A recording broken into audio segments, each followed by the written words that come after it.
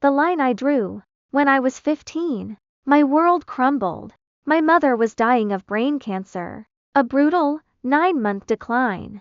A month before she passed, I discovered my father was having an affair with her best friend. They claimed they were leaning on each other, but the truth was sickening. My mother was too ill to know.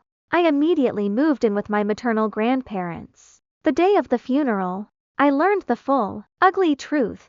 The affair wasn't new grief support, it had been years long. My father even got her pregnant when I was 7, and she terminated it to keep the secret. With that, I cut all ties with my father and his partner. I told my paternal grandparents I wanted no contact and would never be around them. They said they respected that. 8 years later, the call came. My father and the woman had both died. My paternal grandparents then dropped the bomb.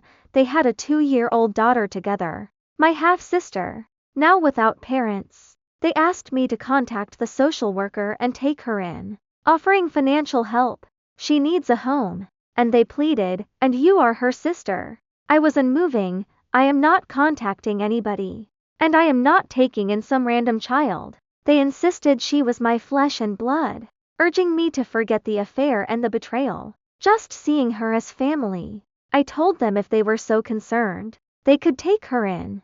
They claimed the woman's family had already declined, and she was in temporary foster care. When I refused to take her, they changed tactics, asking if I would at least help them and have a relationship with her if they took her in. No, I said firmly, I would not help, and I wanted no relationship. I refused even to meet her once. My decision was absolute.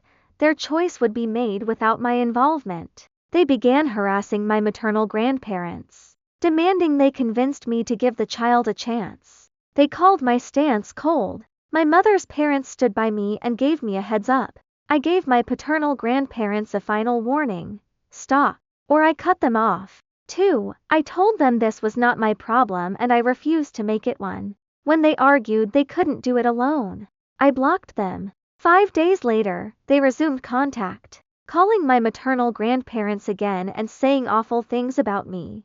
I blocked them permanently. I don't want to stop them from adopting her, but I will not be manipulated into helping. The child is innocent, but she is just another child in the system to me. The line I drew after years of betrayal is one I cannot cross for the daughter of that lie.